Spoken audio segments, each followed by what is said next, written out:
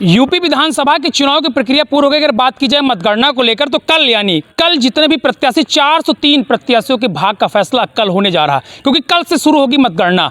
इसी क्रम में एग्जिट पोल दिखाया गया। एग्जिट पोल की अगर बात की तो जो एग्जिट पोल दिखाया गया उसमें दावा किया जा रहा है कि भारतीय जनता पार्टी पूर्ण बहुमत की सरकार बना रही है। लेकिन आज हम खास बातचीत करेंगे इसी एग्जिट पोल के नतीजों को लेकर प्रदेश कांग्रेस के प्रदेश महासचिव सुशील पासी से, जो हमारे साथ जुड़ने जा रहे हैं यूपी टीवी पर, और ये प्रत्याशी भी थे रायबरेली जिले के बछरावा विधानसभा। रायबरेली जिला अगर बात की जाए तो रायबरेली जिला कांग्रेस का गढ़ माना जाता है, वहीं से प्रत्याशी भी थे और कांग्रेस के प्रदेश महासचिव भी हैं। सुशील जी, यूपी टीवी में आपका स्वागत है। बहुत बहुत धन्यवाद आप सबका। सबसे पहले तो सवाल हमारा ये है कि जो एग्जिट पोल है, एग्जिट पोल पर क्या बोलेंगे? आपने एग्जिट पोल देखा है, उसमें पूर्ण बहुमत की सरकार बनती दिख रही भारतीय जनता पार्टी की।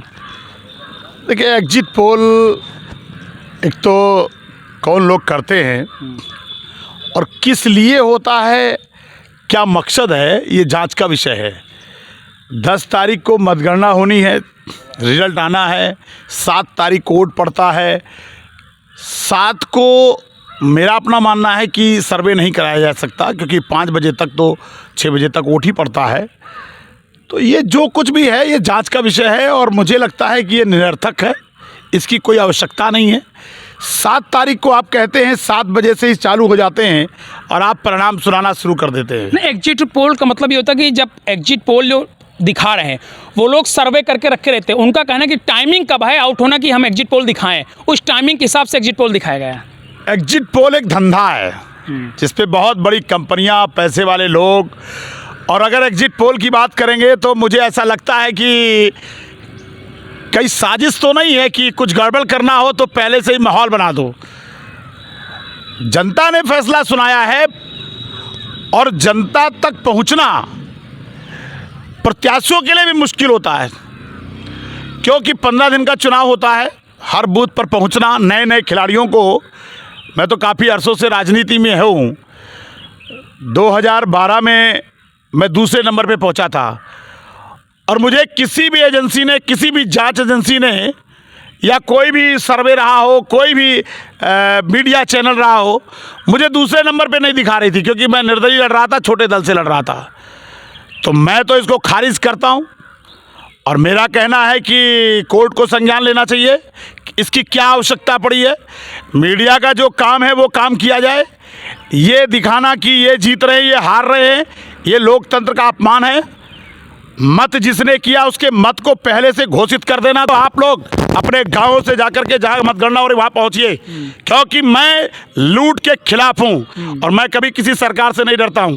फाइनल एग्जिट पोल पे बारे में क्या कहेंगे? लास्ट जो दिखा आपने, ये नहीं होना चाहिए था। ये एक धंधा है, ये दुकान चलाने वालों का धंधा है। और मुझे लगता है कि कहीं ऐसा तो नहीं, अंदेशा तो नहीं है कि ये त्रिशंकु विधानसभा को रोकने के लिए कुछ लोगों ने पूर्व अनुमान ऐसा माहौल बना दिया टीवी और आप लोगों के माध्यम से कि ऐसा हो रहा है। ये अब कैसी बात कर रहे हैं? अगर व्यक्तिगत चुनाव देख लीजिए तो सुशील पासी के सामने कैंडिडेट को खड़ा करिए, एक तो नौसिखिया है बिल्कुल, बेचारे को तो पता भी नहीं कि लोकतंत्र में चुनाव लड़ा कैसे जाता है। तो मेरे कहने का तात्पर्य है कि इसको समझने की कोशिश करिए कि अगर कैंडिडेट पर चुनाव हो तो जो समाजवादी पार्टी का चुनाव लड़ रहा था, मेरे से निर्दलीय चुनाव हारा है, छोटे दल से हारा है, मैं इस बार दल से लड़ रहा हूँ। तो कौन लड़ रहा था आप समझने की कोशिश। ईमानदार कहता भाई अपने आप को। तो मैं क्या बेईमान हूँ? मैं तो अभी जीता ही नहीं। ये ईमानदारी का क्या परिभाषा है? आप हर बार पार्टी बदल लेते हैं, आप निष्ठा के साथ रहते नहीं हैं, हर चुनाव में बदल देते हैं, वो ईमानदारी का प्रमाण पत्र हो गया। ईमानदारी देखी गई क्या किसी की? ईमानदार बेईमान हर आदमी होता है, वक्त वक्त की बात होती है। ये व्यक्तित्व पर मैं कोई आरोप नहीं लगा रहा हूँ। ईमानदार है, अच्छे व्यक्ति हैं, मैं खुद कह रहा हूँ आपके माध्यम से। मैं ये नहीं कह रहा हूँ वो अच्छे इंसान नहीं है, लेकिन राजनीति में निष्ठा भी एक ईमानदारी की बात होती है। आप अगर ईमानदारी से हम कहते हैं सरकार ना बने, आपको उसमें आप रह सकते हैं क्या? मैं रहा हूँ छोटे दल में, 18 साल रहा हूँ। अच्छा, एग्जिट पोल के हिसाब से अगर बात किया तो कांग्रेस को दिखाया जा रहा है कि कहीं 2 से 10 के आसपास सीटें रह सकती हैं। क्या वाकई में आपको लगता है कांग्रेस जिस तरह काम करना चाहिए काम नहीं कर पाई यूपी में? देखिए, मैं पूरे उत्तर प्रदेश में तो घुमा नहीं हूँ, लेकिन मैंने इतना महसूस किया है कि इस चुनाव में भारतीय जनता पार्टी को जिताने वाले मतदाता थे और भारतीय जनता पार्टी को हराने वाले मतदाता थे। हराने वाले मतदाताओं ने अपनी सूझबूझ से किस तरह से वोट किया है, इस विषय पर मैं अभी टिप्पणी कर पाना जल्दबाजी होगी। मेरे हिसाब से अगर एग्जिट पोल दिखा रहा है कि कांग्रेस इतने पर जीत रही तो उसका 3 गुना कर लीजिए, उसका 3 गुना कर लीजिए। फिर इस बारे में मैं इसलिए नहीं बोल रहा हूँ कि मैं खुद चुनाव लड़ रहा था तो मैं पूरे उत्तर प्रदेश में नहीं घूम पाया, लेकिन मैं जहाँ जहाँ गया हूँ तो मुझे जो आभास है कि उत्तर प्रदेश की जनता उत्तर प्रदेश की सरकार को हटाना चाहती थी और एक बाबा के समर्थक थे जो बाबा को पुनः वापसी चाहते थे। इसमें कोई दो राय नहीं है। इस बात को मैं एक्सेप्ट करता हूँ कि भारतीय जनता पार्टी के खिलाफ आम जनमानस तो था, लेकिन भारतीय जनता पार्टी का जो मतदाता था वो बाबा की वापसी चाहता था। इस द्वंद्व में उनका नुकसान हुआ है जो इन राजनीति से अलग राजनीति करना चाहते थे। आदरणीय प्रियंका गांधी, जनता कह रही सुशील पासी को मौका दे दो। मैं कोई 15 दिन से चुनाव लड़ रहा हूं क्या?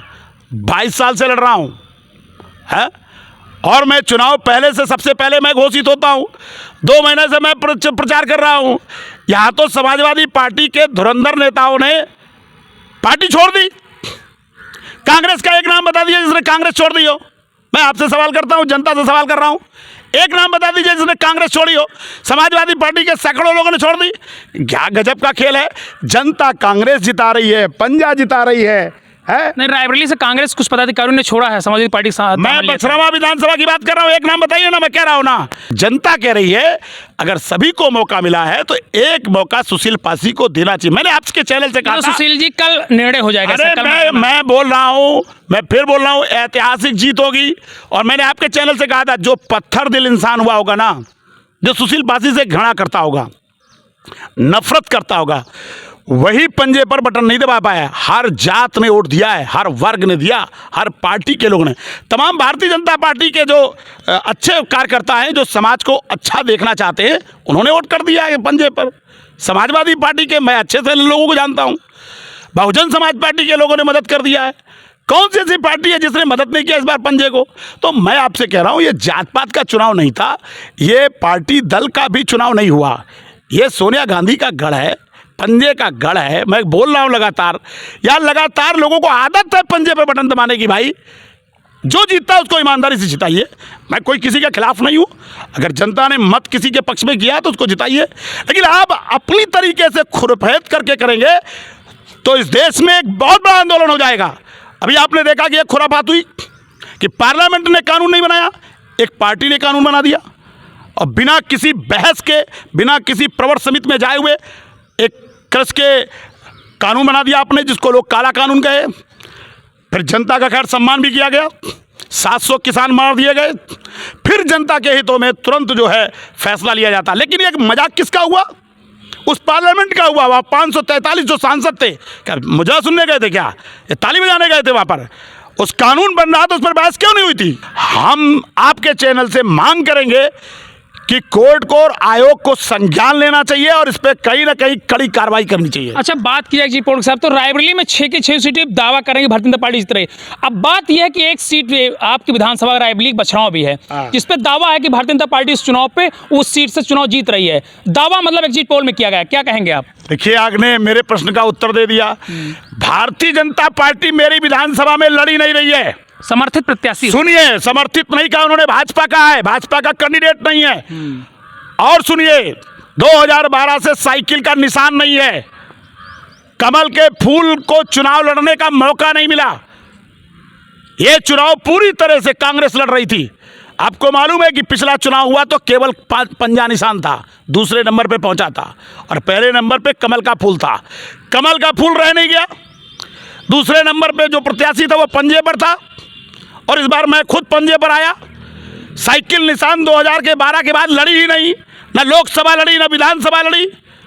अगर निशान की बात करेंगे तो पंजा के अलावा कौन लड़ रहा है? इस बार तो साइकिल लड़ी है ना। फिर मैं कह रहा हूं 2012 से लड़ने का मौका नहीं मिला उसको। 15 दिन में साइकिल लड़ रही है।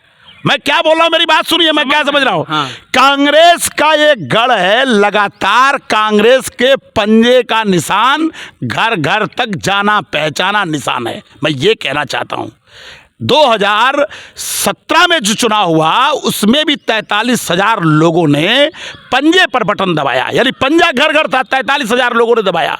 अभी सोनिया गांधी ने चुनाव लड़ा, सोनिया गांधी के बाद, सोनिया गांधी का जब लोकसभा चुनाव, तब पंजा चुनाव लड़ा, साइकिल नहीं लड़ी। हाँ, कमल लड़ता था, मैं कह सकता हूँ कमल लड़ा, कमल 17 में जीता और लोकसभा में भी कमल का फूल लड़ रहा था।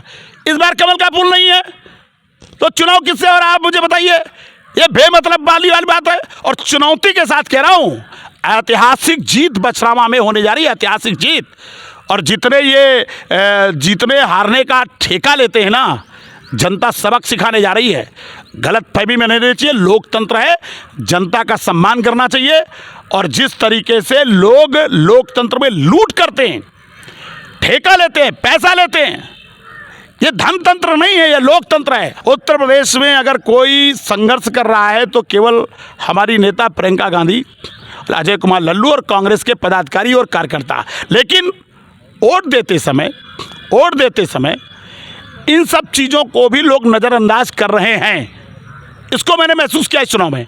मुझे ही देख लीजिए, 2.5 लाख लोग बछरावा विधानसभा में जानते हैं और बटन दबाते समय पता नहीं उनको क्या हो जाता है।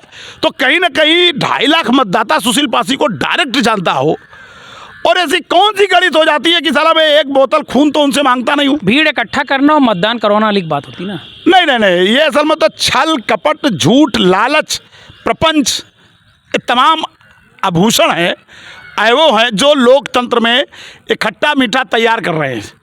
एक्चुअली होता यह है कि बातें तो बहुत अच्छी अच्छी कही जाती है कि नौजवान होना चाहिए, पढ़ा लिखा होना चाहिए, स्वच्छ छवि का आना चाहिए, व्यक्तित्व बढ़िया होना चाहिए, राजनीति में लोकतंत्र का प्रहरी होना चाहिए।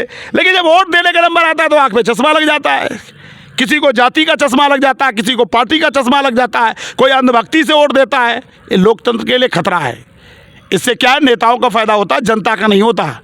नेता चाहते हैं कि किसी ना किसी का चश्मा पहने आप रहे। लोकतंत्र में मतदाता को, मेरा अनुभव है और मैं एक शिक्षक होने के नाते कह रहा हूँ, नेता होने के नाते कह रहा हूँ, मैं भी गलत करूँ तो आपको ईमानदारी से बगावत करनी चाहिए। किसी भी नेता का, विचारधारा का गुलाम नहीं हुआ जाता।